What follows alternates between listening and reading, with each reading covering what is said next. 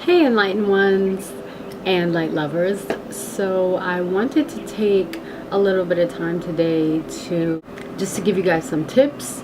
And I've written down 3 tips to reduce fear, anxiety, and stress. So I got these 3 tips to reduce fear, anxiety, and stress as I was meditating and just relaxing and just kind of getting inside myself. I found that I was having a lot of anxiety. Just a background on my anxiety: I have post-traumatic stress disorder. I've had PTSD for a while now, ever since I got hit by an SUV a few years ago. And then some things that have happened over the course of my life have also added to some of the trauma that is included in the post-traumatic stress.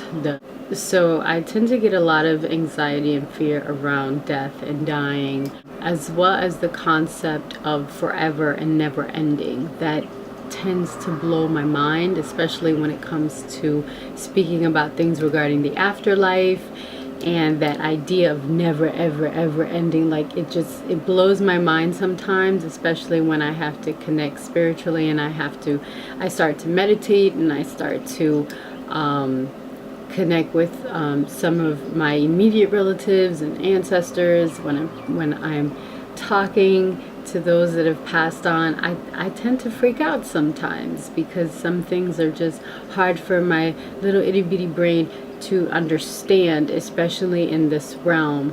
And so it gets really difficult. So as I was meditating, I was praying also, and God shed some light on some things that were really sort of profound for me, and I wanted to share them with you guys. So it's 3 tips to reduce fear, anxiety, and stress. So the first one is just a message that had come across to me while I was meditating, and it was a question that God asked, and He said, "Why do you stress when the universe is inside of you?"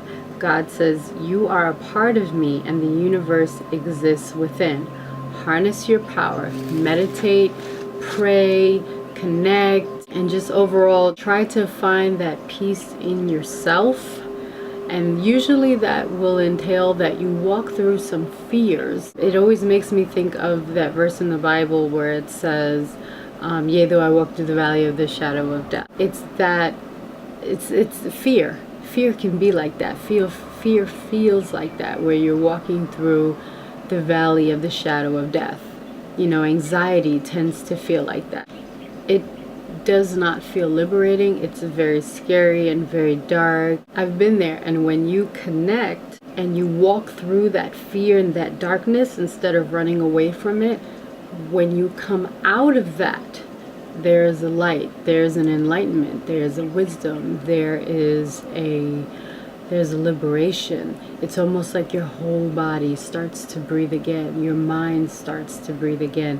Your whole body becomes filled with light. You feel it. It feels like you've exhaled. So the only way to really come to that peace and come to that place of knowing and liberation is to literally and mentally walk through that fear, go through that trauma that's happening in your mind. So even if you are sent to a past place that wasn't pretty, and that has happened to me before as well, where my fears are coming up again, and instead of running away, I have to walk through them in my mind, and sometimes they've manifested, and I have to walk through it. I have to face it, and once I come out of that, it's almost like I'm a completely changed person. You can't go back to who you used to be, and it changes you. It changes your whole life forever. But that's the beautiful thing about it, is that it changes you, and then you can move forward in changing someone else. So the first tip was to meditate, pray, and to harness your power. Harness that power that God has given you, because there's a universe inside of you. If we are made in His image and we are made as divine beings, as spirits, there's a whole universe inside of us. So we need to harness our power. The second tip is don't take on other people's fears. I love this one I was having a freak out session a few days ago, and because so many people, family and friends, they were concerned about me, and they were very emotional about it, but they weren't telling me, they were telling other friends and family members, and their worries and their fears, I started to take those on, and I started to feel them. As an empath,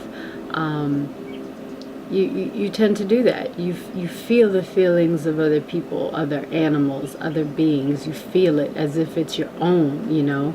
And that can be a torturous thing. It's a beautiful thing, but it can be a torturous thing. So tip number 2 is don't take on other people's fears, because they're not your own. They belong to other people. As long as you stay centered, you try and keep your peace as much as possible, and don't take on other people's fears, because you have your own that you're dealing with, you know. The fears can be debilitating, and they can influence your progress, and they're not your fears. So one of the things that was so powerful about this this message also was that you're not your fear, you're your faith. So you have to have faith in your divineness. As long as you don't take on other people's fears, and you remember that you're not your fear, you're your faith, and you step into your divineness, you'll be good to go as far as getting through maybe each day or maybe each week when it comes to dealing with your stress, your anxiety, and your fears. So that's the second tip. The third tip is a mantra. I love to internally speak mantras. I don't necessarily always speak them in a mirror or write them on a mirror or say them out loud, but I definitely keep them to myself, and I'm constantly saying them. I'm a person that is constantly praying day and night, even if I'm hanging out with people. I have a lot of silent moments. I'm very observant. I'll look around. I'm constantly meditating, constantly praying, even though it may seem like I'm not. That's just how I'm built as a person. That's how I've always been built as an individual, even since childhood. That's my thing. The mantras are really important for me, even before I even knew they were called mantras. Mantras are important in reducing the amount of fear, anxiety, and stress that you have in your life, because you're speaking life to your life.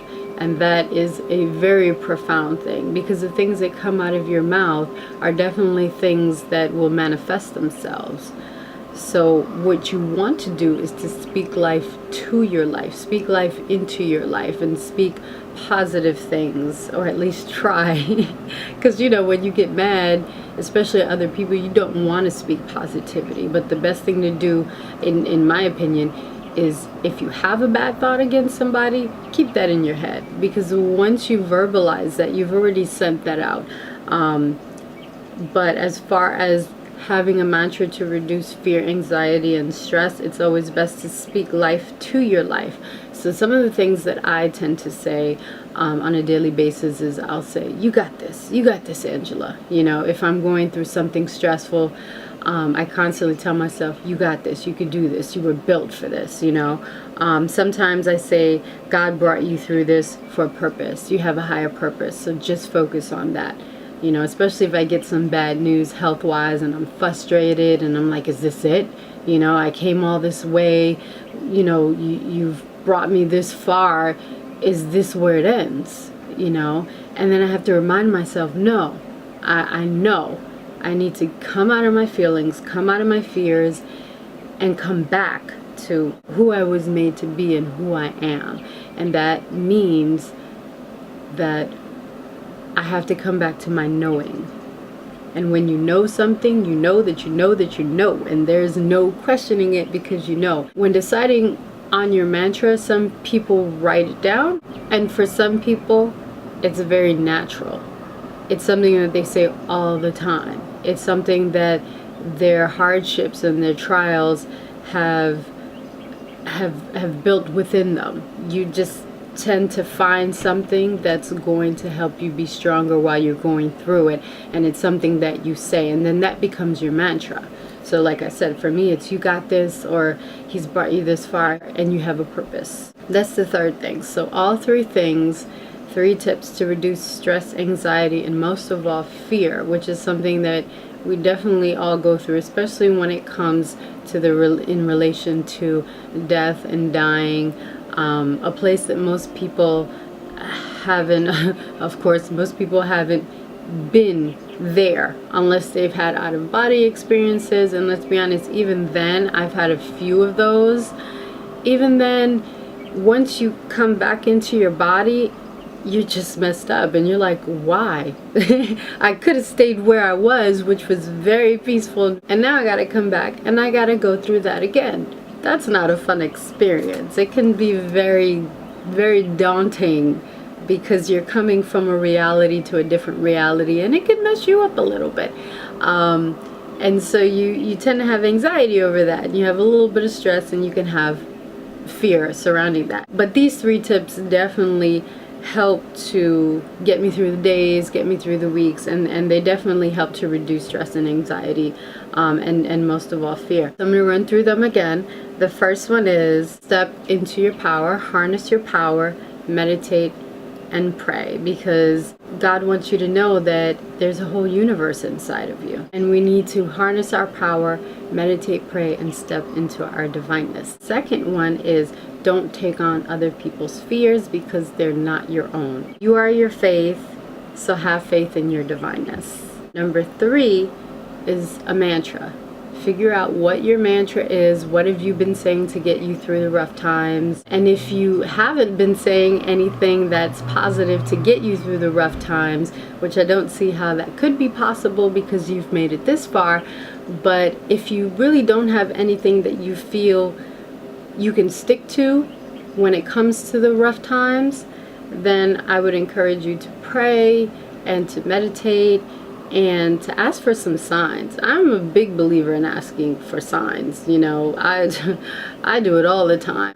If you need a mantra, you know, there's many amazing quotes, and there are many amazing words, other mantras that people have harnessed, that they've borrowed from other great wise leaders. But a lot of times the things that stick are the things that the words that you naturally tend to come up with in hardship and trials in your life every single day. Things that you say, you can add on to those phrases or statements. You know, like I said, mine is, he brought you this far, he's not going to let you go. Or he brought you this far, you know, there's a purpose. And when you go back to your inner mantra, you connect with the knowing that's inside of you. And there's really no other way to really explain that, because when you know that you know that you know, then you know. And you can, and people say, well, how do you know? Because I know. It's easier to speak a mantra that's already internal, because then you become connected to your inner divine self and your spirit, and then you become more connected with the world. I hope you enjoyed those 3 tips to reduce fear, anxiety, and stress. And I hope they're helpful, and I hope some of you can definitely relate to them. Leave me a comment, connect with me on social media under The Citrus Life, Instagram, Facebook, I'm all over the place, Pinterest. Let me know what your tips are and what you've done that help you to reduce stress, anxiety, and fear. Okay, so have a happy Easter, and we'll talk soon.